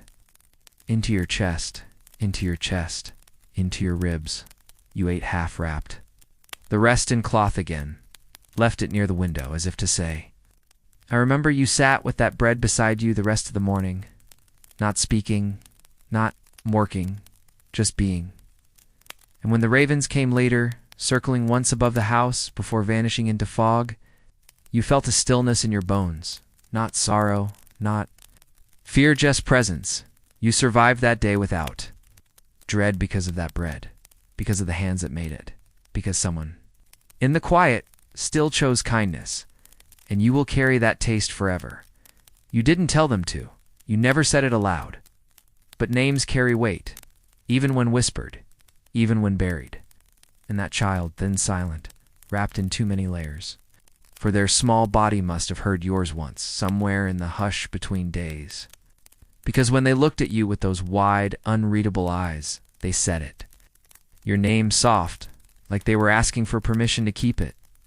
It wasn't the name they were born with. You knew that. They carried no blood of yours, no likeness. Just shadow and silence and the echo of steps that mirrored yours too well. You first saw them crouched behind the bakery ruins, arms tight around their knees, eyes just above the stone, watching you. Not moving, not blinking, just watching. You didn't speak. You just nodded. That was enough. The next day they followed. Not close, not bold, just enough to stay within the edges of your breath. You left half a clove of garlic on the windowed. It was gone by dusk. You stitched a square of cloth into a small bag, tucked dry leaves inside, left it on the step. Gone by morning. No words passed between you, but the steps stayed. And one day, when you dropped the basin outside and cursed your own tired hands, you heard it, your name, carried in a voice too small to carry grief, and somehow they wore it like a coat, like a shield. You didn't correct them, you didn't reclaim it, you let it settle on their shoulders, 'cause some names aren't owned. They're past. When they appeared the next day with rosemary behind one ear and a soot-marked cheek, you opened the door, not wide, just enough, just once. They stood there in silence. No request, no expectation. But when they stepped forward, you stepped back, and they crossed the threshold with a stillness that did not feel like trespass. You gave them water. They drank with both hands. You gave them wool. They pressed it to their face. That night, you slept lighter, not because you were less alone, but because you no longer carried your name by yourself. You watched them sleep in the corner, curled like a root, breathing slow, still, and when they woke, they spoke your name again. But this time, not to ask this time, to remind you, you are still here. So are they. And in that echo you remembered who you were. It rose just after the sun, thin at first, curling over the rooftops like breath exhaled, too slowly to see. You were pouring water into the basin when it drifted past the window soft, blue-gray at the edges, but wrong. Not like the smoke you burned, not the scent of rosemary or sage or cloth steeped in vinegar. This smoke had weight. It didn't rise. It hung. You stepped to the shutter and cracked it just wide enough to see. Across the alley, from the house near the arch with the fallen bell, a trail of smoke lifted into the sky. But it wasn't clean. It carried something darker. Not black. Not red. Something almost green. Like moss burned over wet stone. You watched for a long time. No movement, no flame. Just that smoke, steady and unhurried, curling into the gray light above the rooftops, drifting in silence. The child stirred in the corner. Blinking through sleep, you said nothing, just motioned for quiet. They understood. You both moved the same way now, slow, intentional, without sound. You covered the basin and stepped outside. The air was sharp. Not from cold, from the smell. It bit the throat, not like fire, like copper. It's like damp leaves turned to ash. You didn't go to the house. You didn't need to. That kind of smoke only meant one thing, not sickness, not warning, but decision. Someone had chosen to end it, to burn what was left, to leave nothing behind that the air could. Carrie, you stood at the edge of the alley and pressed your linen tighter to your face. You could almost see it. In your mind, the pile of linens, straw, old, floorboards stacked with care. Maybe even names spoken before the match was struck. Maybe no names at all, just fire and the wish to be. Taken by it, you didn't judge, you only watched, and you whispered something beneath your breath. Not a prayer, not a blessing, just the word peace. You returned to the house before the smoke reached your door. Inside, the child sat by the wall, waiting. You nodded once. They didn't ask. They never asked. That night, you burned your own herbs early. The smoke from your hearth was pale, clean. It moved upward without hesitation, and for a moment the air around you cleared for a moment. The house felt like breath. You didn't forget the color, you never would, but you let it pass. Like all the others, you were still here, still, breathing, still bearing witness, and in the morning there was no more smoke. Only sky. It began with a scrap of cloth, torn from an apron, soft at the edges, small enough to fit in your palm. You found it near the basin, folded twice, forgotten or left on purpose, you couldn't tell. But that night, when the child finally slept and the room had fallen into its usual hush, you unfolded it and held a piece of charcoal to the surface. You wrote a name. Just one. One name you hadn't spoken in weeks. Your fingers trembled as you formed the letters, not from sorrow, from the weight of it, from the act of remembering. You traced the last curve twice, then folded the cloth again, slow and careful, and tucked it beneath the brick near the hearth. A hidden place, a quiet place, one where the name might stay warm. The next night, you wrote another. You didn't plan to, but it came to you in the stillness, the name of someone who used to sweep the chapel steps before the bells fell silent. Their shoes always scuffed, their hands always clean. You hadn't thought of them in days, but the moment you sat down, they returned. One name became two, two became five.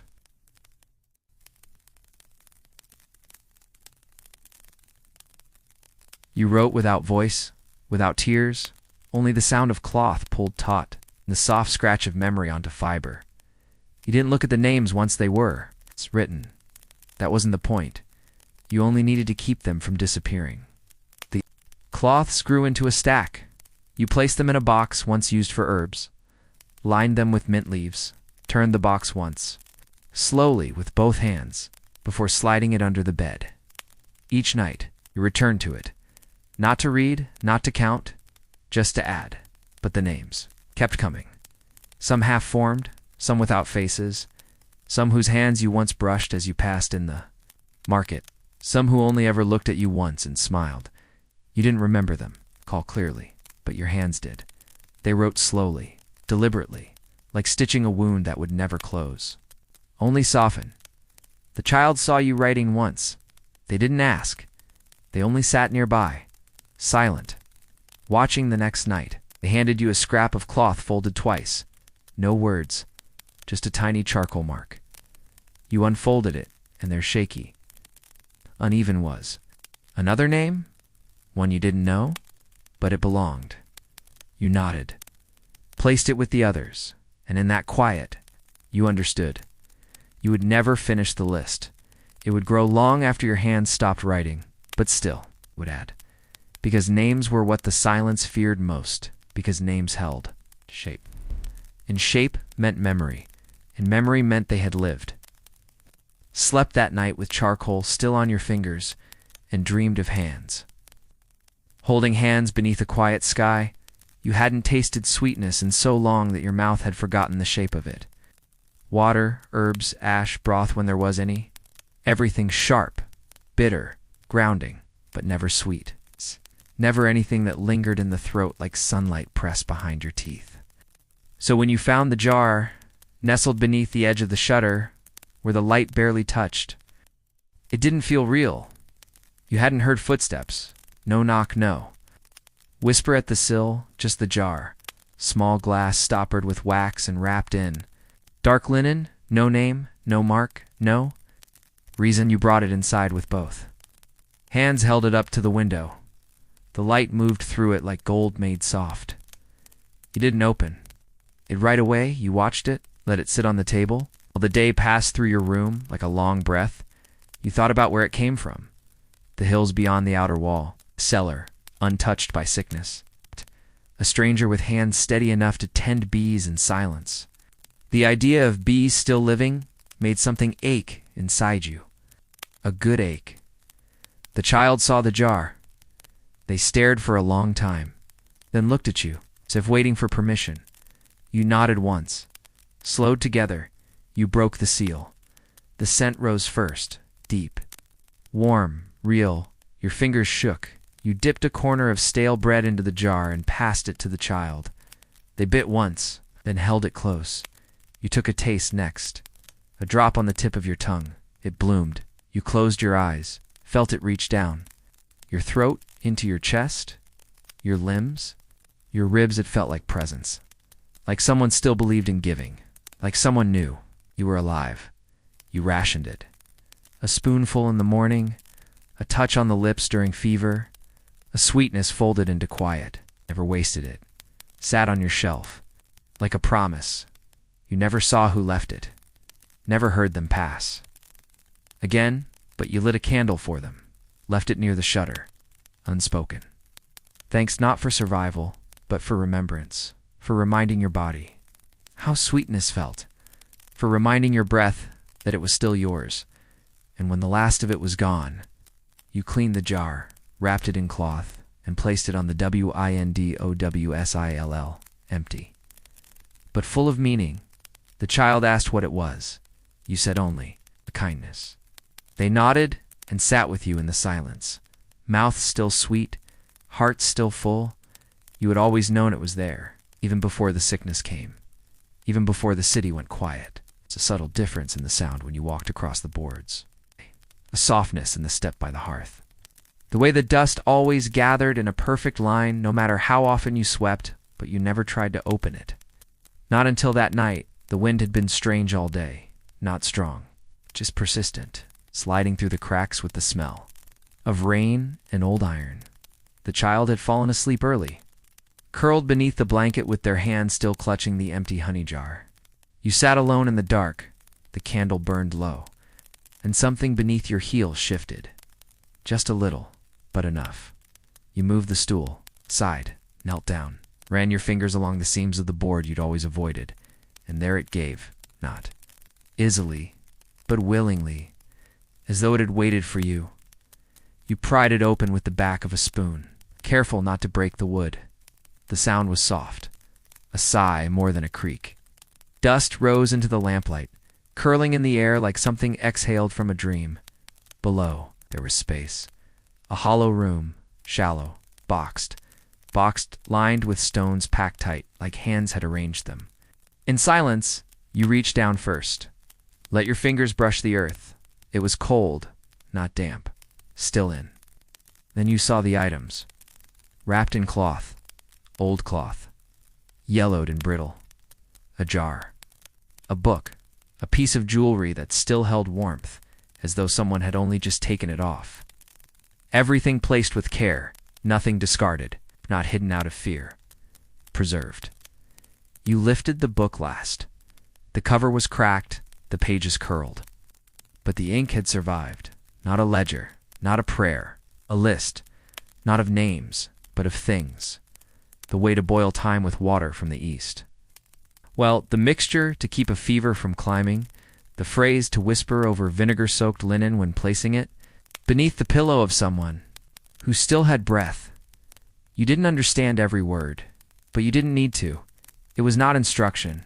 It was memory, left behind, stored in silence, preserved like honey, like salt, like truth. You placed the board back slowly. pressed it down until it fit like before. You didn't tell the child. Not yet, but that night. You folded your scarf differently, added rosemary to the ash. You did it without knowing why, but with certainty, because someone had done the same before you, because someone had lived here, waited here, survived here, and left something behind for you to find. Not escape, but inheritance. You sleep differently after that night, not lighter, but deeper, like your body has agreed to keep. Going because now you are not just surviving, you are remembering. You found it hanging on the peg by the door. It's not yours, not the child's. It hadn't been there the night before. The hook had sat empty for weeks, maybe longer. You used to keep your scarf there before you began sleeping in it, before wrapping yourself became part of waking. This cloak. This one hadn't belonged to the house. It was heavy, dark, lined with wool worn thin at the shoulders. No embroidery, no buttons. Just a simple clasp made of brass, dull and soft with age. You didn't touch it at first. You stood there in the dim morning light, watching it sway ever so slightly as the wind moved beneath the door. It smelled of earth, of ash, of salt water, and something older than any word you could place. You waited all morning. No knock, no voice, no. Movement beyond the shutter. The child asked about it once. You only said, "It isn't ours." That was enough. Still, it remained. You kept glancing toward it, drawn. Ow. Not with want, but with memory. Something about the way it hung, not placed, not thrown, as if whoever left it had known exactly where it should be. As if the house itself had always had that shape waiting. That night, after the last ember dimmed and the quiet returned, you rose from the cot and crossed the room in bare feet. The floor creaked in places you'd memorized. You stood before it, reached out, pressed your hand to the fold where the wool had begun to fray. It was warm, like it had just left someone's shoulders. Your breath caught in your throat. You imagined someone taller than you, worn boots, quiet steps, a presence without fear. Not savior, not stranger, just someone who walked the same way you did, carefully, deliberately, without being seen.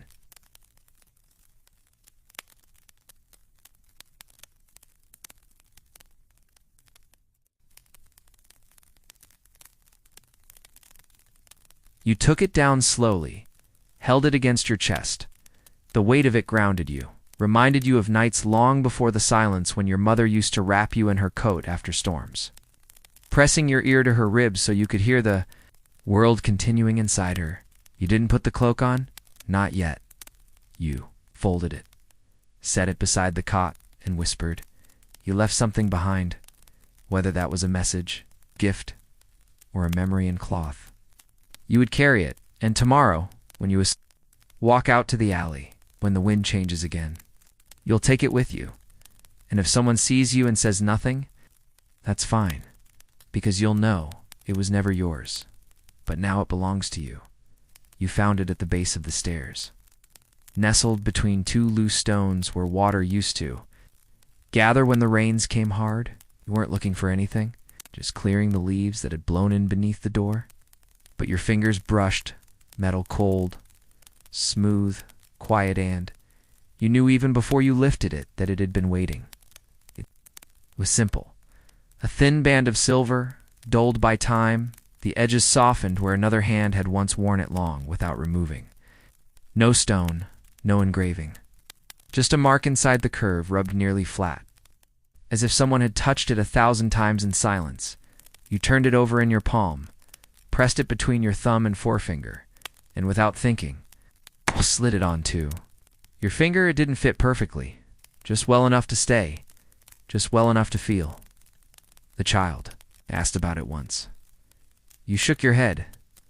I don't know her name. You said, and it was true, you never knew who it belonged to, only that she must have lived in this house. Before you, maybe long before. Maybe just days ago, maybe.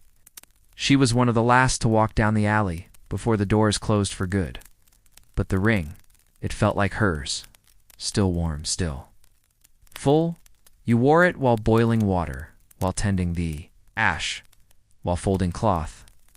You didn't speak to it, didn't treat it as relic or charm, only as presence. A reminder that your hands were not the first to do. This work, that someone else had held the basin just so, had tied herbs the same way, had waited in this room. In this silence, with breath drawn low and steady, you felt her sometimes, especially near the window, when the sun broke through, just enough to touch the floor, where the light no longer pooled. Not a ghost, not a shadow, just a quiet memory, watching without judgment. You carry her ring because you found it, because she left it behind, because something in you needed to hold a part of her steady, even if her name never returns, even if her face stays blurred in your mind. The ring still fits, still holds, still grounds you in the center of all this air, all this dust, all this waiting, and maybe one day you'll leave it for someone else. Place it in the window, slip it beneath the floorboard, tuck it into the folds of a blanket. Someone will wrap around their shoulders before stepping into the morning fog, and they'll wear it, without knowing, without needing to, just because something inside them will understand. This belonged to someone who stayed, someone who kept breathing, someone who remembered. You touched the ring once. Now turn it softly on your finger and whisper without voice, "You're still here." You'd thought of it often, even before the city closed. Its gates. The river, broad and slow, bending around the eastern edge like a ribbon of breath held between teeth. You used to walk to its banks before the fever came, just to watch the water slide past, never rushing, never resisting. There were ferries once. Small boats that moved like hands between strangers, carrying voices from one shore to the other. Now, no one crossed. You heard once, whispered through a crack in a door, that the other side was safe, that the plague hadn't touched it, that the wind blew differently there. But you never believed that. Not really, because rivers remember, and water doesn't keep secrets. It carries them. You stood at the edge of it once. After the bells had gone quiet, wrapped in the cloak you hadn't earned, the child's fingers curled into yours, silent. The sky was low that morning, thick with the kind of gray that makes everything feel farther away than it really is. The river moved just as slowly as it always had, steady, unbothered, you thought. For a moment of building a raft, of swimming, of walking the long road south, where the bridge still stood, or so you were told. But then the child looked at you, and you knew there would be no crossing. Not for you, not now, because the river wasn't a path anymore. It was a line, a memory, a question no longer worth asking. You sat on the bank for a long time, watching a branch drift by bare, waterlogged, turning over itself again and again before it. Disappeared. You whispered a name to the water, not your own, not the child's, but someone else. Someone you'd once seen step into a ferry with a basket of bread and a ribbon in their hair. You never saw them again. You wondered if they made it, if the other side ever opened its doors, if their voice was still, spoken aloud by someone who remembered the way they walked. The child tugged your sleeve then. You nodded. You stood. You didn't cry. You didn't look back. You left the river behind, and it kept moving, as it always had, without you, without pause, without answer, and yet, you still think of it? When the water in your basin stills, when rain hits the roof in patterns you can't name, when you dream of boats without oars, drifting not toward safety, but toward silence, you still think of it. The river that Taguzada couldn't be crossed. Because some things are meant to stay distant, to be watched, not touched, to be remembered, not escaped. It wasn't marked. Not carved, not special in any way you could explain. Just smooth, round, heavy enough to hold its place in the wind. You'd carried it back from the edge of the river, held it in your palm the whole way, fingers wrapped around it like it might slip through your skin if you let go. You didn't choose it for beauty. You chose it because it felt like stillness. You placed it by the door at dusk, not for protection, not for ritual, but for presence. A quiet object to say, "Someone is here." You didn't expect anything from it. You didn't ask it to hold meaning, but over the days that followed, it became part of the room, part of the rhythm. You stepped past it each morning. You touched it once before sleep. The child noticed one night. They placed a leaf on top of it, then a scrap of wool, then a shell. Each time, silent. Each time. Gone by morning like the stone absorbed them, like it kept what was. Offered, you never asked where they found the shell. There were no answers for things like that anymore, only gestures, only memory. You came to believe the stone was listening, not with ears, with weight, with presence. As if it recorded each breath each night survived, each moment the door stayed closed. One morning, you found a second stone beside it. Smaller, polite, you didn't place it there. You didn't ask who did, but you left it. You never moved it. It stayed.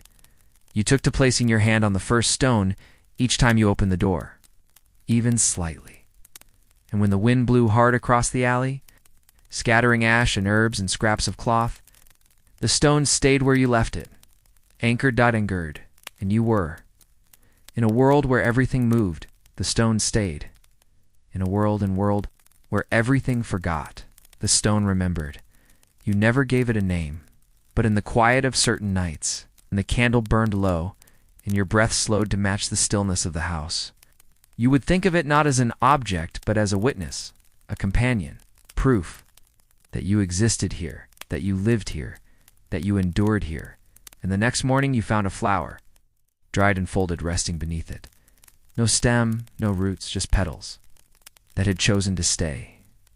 The first silence came with the bells. When their ringing stopped, the world became hollow, breathless, empty in a way that made every footstep sound louder than it should. That silence was grief, wide and cold, silence you could feel between your ribs. But this was different. This was the second silence, and it did not come with death. It came with absence, not of sound, but of waiting. There was no knock at the door, no cough down the alley, no scent of burning cloth on the wind. Even the ravens had stopped calling. The second silence settled soft, heavy like snow, just but warm, complete, not threatening. You sat by the window and listened for something, anything to pull you back into the rhythm, but nothing came. The child slept through dawn, their body curled deep into the blanket, their breathing even. You didn't wake them. You just watched the way the light changed on the floor. No voices, no carts, no cries. The sickness had either passed or gone to sleep, and the city had forgotten how to speak. Your hands moved slower that morning. No rush to bind herbs, no need to stir the ash. You walked from wall to wall, touching each stone like you were counting something that no longer needed to be kept. The second silence wasn't mourning. It was in. See survival either. It was after. And it scared you more than the first, because it asked a question you didn't yet know how to answer. Now what? You stood in the doorway with the stone at your feet and the ring still on your finger and the weight of days behind your eyes.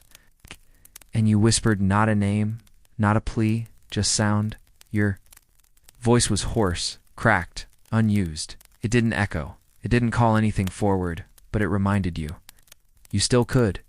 The silence didn't end. It stayed, wrapped around the house like fog. But it didn't feel like a threat anymore. It felt like a breath waiting to be filled. You sat with it. You didn't chase it away.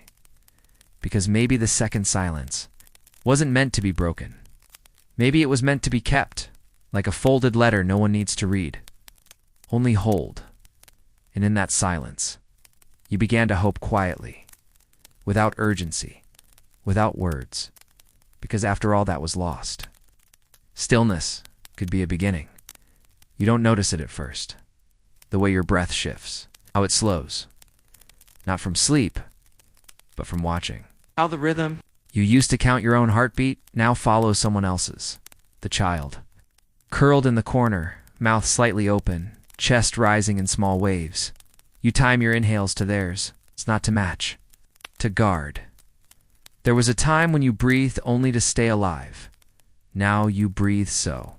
They stay alive. You've become their rhythm, their stillness, their shadow in the room. They don't know it. Not fully, but some part of them senses it. Their hand always finds yours in the dark. The way their eyes scan the room each morning until they see you and exhale. They know you're here, not just present, anchored. You used to count your breaths in fear. Now you count theirs in devotion. When they eat, you eat less. When they sleep, you stay half-dash awake. Not out of duty, not from burden, from something quieter, something that feels like memory. You've held someone like this before, not in arms, but in care.